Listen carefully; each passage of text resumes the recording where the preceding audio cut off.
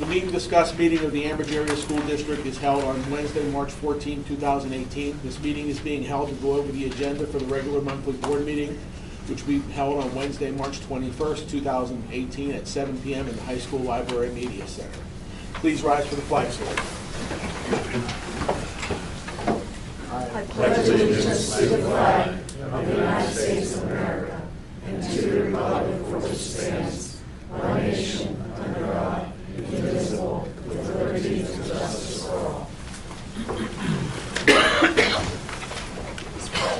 Public videotaping. The purpose of videotaping the meeting is for public information. The opinions expressed by any member of the public do not necessarily reflect the view or opinion of the Ambridge Area School District Board of School Directors and are solely that of the speaker. The Ambridge Area School District Board of School Directors hereby expressly disclaims any and all responsibility or liability for any false, defamatory, or slanderous statements expressed by the speaker. Any unauthorized rebroadcasting of any video, audio, or still image of the video recording of the meeting is strictly forbidden without the written permission of the Ambridge Area School District Board of School Directors. Can we have a roll call, please? Mr. Angus? Here. Mrs. Fisher? Here. Mrs. Kehoe? Here. Mr. Kowal? Here. Mrs. Locker? Here. Mrs. Mylan? Here. Mrs. Pettigo? Here. Mr. Sass? Here. Mr. Weir? Here. All members present. Thank you. Any correspondence this evening? There is none. Any recognitions this evening? Nothing this evening. Presentations? Nothing this evening. Okay. It's time for public comment regarding the agenda items only. The meet and discuss meetings are open to the public. At this time, district residents may come forward to comment or ask questions on agenda items only. Each person must state their first and last name and address prior to speaking. Each person will be allowed 3 minutes and can speak only once during the half-hour period. There will be no discussion during this time, but any board member or administrator desiring to address questions or concerns may do so at the conclusion of the committee reports. At this time, the floor is open for anyone on any agenda items. Okay. For the committee reports, we're going to go a little bit out of order this evening only because of a couple prior commitments. So we'd like to do building and grounds first this evening instead of the education committee. So I'll turn building and grounds over to Mr. Kowal, please. We have 3 items on the agenda for tonight. Facilities waiver is recommended to approve to supersede Board Policy 707, use of facilities and waive the facility fees for State Street PTO Carnival. Anybody have anything they want to bring up about that? Having none, going to number 2, junior high school lockers. It is recommended to accept the proposal from Three Rivers Wholesale to purchase and install new lockers for the junior high school at an amount not to exceed $86,800. The bid was made through the state bidding process co-stars. All costs will be paid from the construction fund 31. Any questions? The only question I have is what type of lockers are we getting? Is it the same type that's in there now? Are they going to look like the same kind of locker? Yes, they'll be vented on the top of the locker. They're not 2 compartments, just 1 compartment? One full compartment, and the handles are recessed now, and there'll be enough ADA to meet the ADA compliant for the number of lockers we're getting. Okay. Anybody have anything else? We're replacing all of those lockers, not just a select few, or are we walling up some of the areas where we don't? We will be walling up or making trophy cases or display cases for the sections. The number up there is 950. There isn't truly 950. They skipped a series of numbers.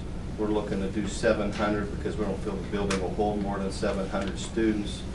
So we're going to set that up that way, and we're going to disperse some of the trophy cases or display cases in different sections of the building.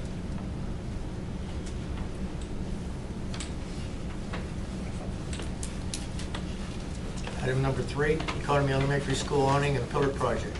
It is recommended to accept the proposal of Keystone Purchasing Network for the awning and pillar project at Economy Elementary School at the amount not to exceed, not an amount there. The bid was made through the state bidding process co-stars. All costs will be paid from the construction fund number 31. We had a cost of last year, a bid of last year of $22,500 for that same job, but we ran out of time to get it done, so that's why it had to be rebid out. So it might be a little bit more than $22,500. I have a question. What exactly is the work that's going to be done on the pillars?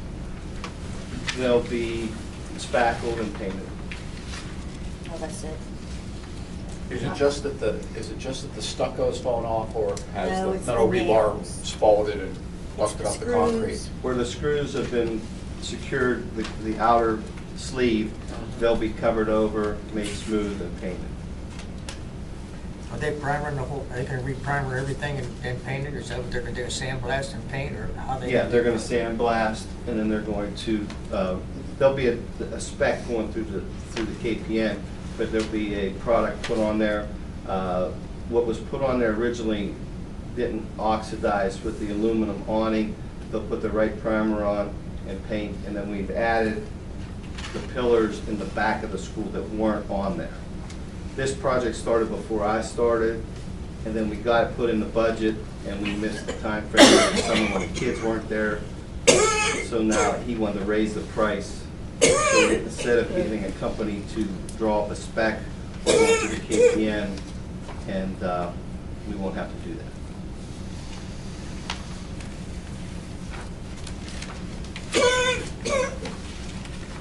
Any other questions? All right. We'll go back to the regular agenda now. We'll start with education and technology.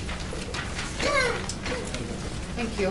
So there's two items for discussion this evening. First one, student discipline. It's recommended to ratify discipline agreement 2017-2018-18 relevant to a high school student effective February 15, 2018. Any discussion?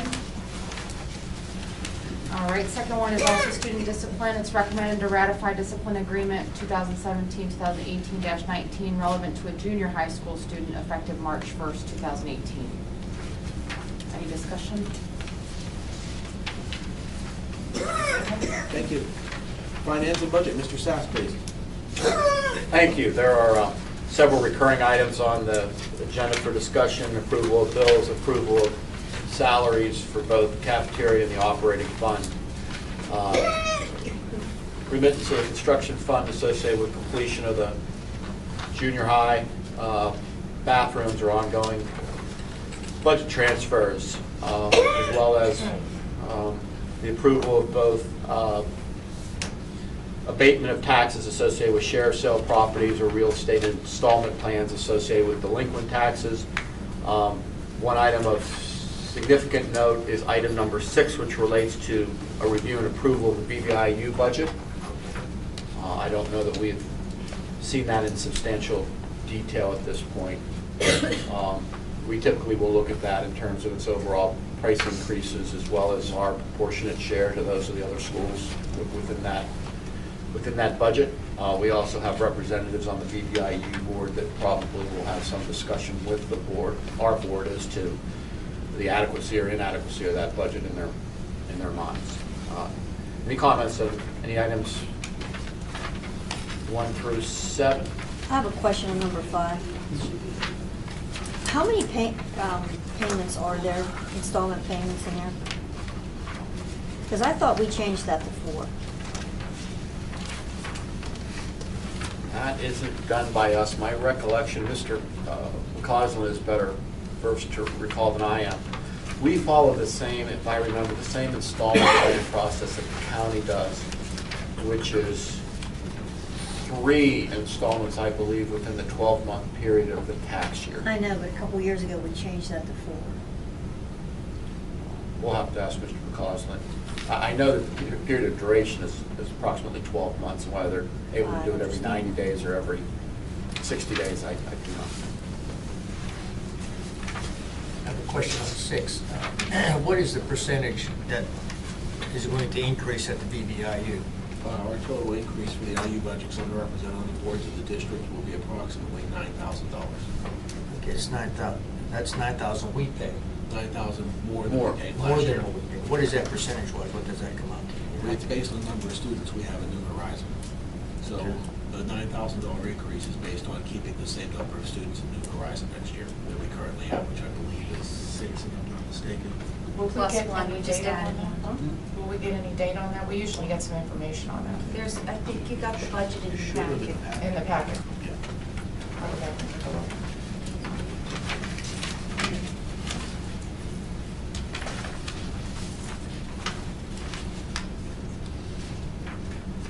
Any other questions on 1 through 7? It appears the agenda also has 2 other items on it. They relate to Category 1 and 2 E-rate funding. E-rate funding, for the audience viewpoint basically, is the federal government provides school districts stipends associated with sponsoring technology, either equipment or connectivity. The school district, believe it or not, has a fiber wide area network between all of its schools and the high school. It is a phenomenally fast network. Those fiber cables, or the time on those fiber cables, are dedicated and leased, though they can be leased by any one of a number of companies, Comcast, Crown Castle, etc. I think Crown Castle was the lowest allowed. It's the approximate cost of all the connectivity throughout the district is $6,000 a month, which is phenomenal for the WAN, wide area network connectivity. The second, so one relates to services, Category 2 E-rate relates to equipment.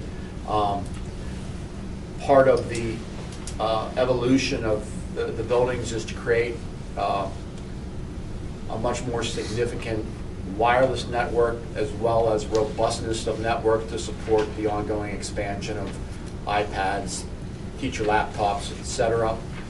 With that comes significant hardware costs associated with those endeavors. It was proposed that almost $110,000 of additional connectivity and communication equipment be purchased, of which 80% of that is paid for by this E-program through the U.S. government, which was unique.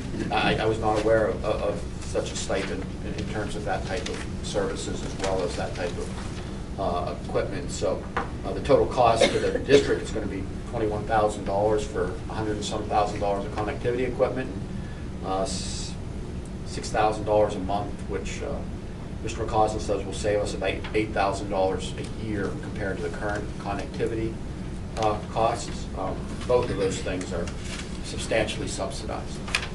So with that, I have nothing else, Mr. President, unless someone has a question on one of those 2 items. If not, we'll move forward then. Next would be athletics, Mrs. Fisher. Yes, I just have a few points of information this evening. Our girls' basketball team won their first round of the state tournament. They beat Punxsutawney 36-21, and they are, while we sit here, playing round 2, playing the Whitfield champs, North Catholic, at Baldwin High School right now. The boys' bowling team qualified for the state tournament this past weekend. Ryan Adams also qualified as an individual for the state tournament. The tournament starts on March 16th. And Madison Lynn placed second in the floor exercise at the Whitfield Gymnastics Championships. Congratulations, athletes. Great, thank you. Public relations, Mrs. Mylan. I have one point of interest. The nomination packets for our Hall of Honor are now available on the district website. It's located on the webpage, and you just need to scroll down and find it. And we encourage you to nominate worthy candidates. They have to be out 10 years or longer and have made a contribution to the community, to nationally or locally, and they'll be evaluated based upon their contributions. Any questions? Thank you. Steering and rules, Mrs. Kehoe. Item number 1 is Policy 808, Food Services. It is the second reading to amend the policy to ensure the effective operation of the district's food service program by establishing guidelines for payment of student school meals. Any questions on that? Item number 2 is Policy 906, Public Complaint Procedures. It is a first reading. It is to update Board Policy 906 and retire School Board Policy 906 that was adopted in 2011. It is to establish procedures for seeking appropriate resolution to complaints as presented. Are there any questions on that? Item number 3 is Policy 918, Title I Parent and Family Engagement, first and final reading, to approve Policy 918 and retire the old 918 that was approved in 2011 to establish a means for cooperative effort among the school, parents, and family members and community to contribute to the achievement of state academic standards by students participating in Title I programs. Is there any questions on that? Item number 4 is Policy 626, procurement, first reading, is to approve the revised procurement procedure attachment, which is intended to integrate standard district purchasing procedures with additional requirements applicable to procurements that are subject to the Federal Uniform Grant Guidance Regulations and/or U.S. Department of Agriculture regulations governing school food service program. Any questions on that one? That's all I have. Legislative? Nothing this evening. All right, could we have the sunshine law, please? Section 708 of the Sunshine Law permits agencies to hold executive sessions to discuss employment and personnel matters, labor relations and arbitration matters, purchase or lease of real estate up to the time an option or agreement is obtained, litigation or potential litigation, and other agency business which, if discussed in public, would violate lawful privilege or would violate confidentiality laws. The Board of School Directors held an executive session to discuss employment and personnel matters. The board will not return to take any legislative action. Thank you. May I have a motion to adjourn? I'll make that motion. Thank you. Joe, all second. Second. Mrs. Nyland, all in favor? Aye. Any opposed? We're adjourned.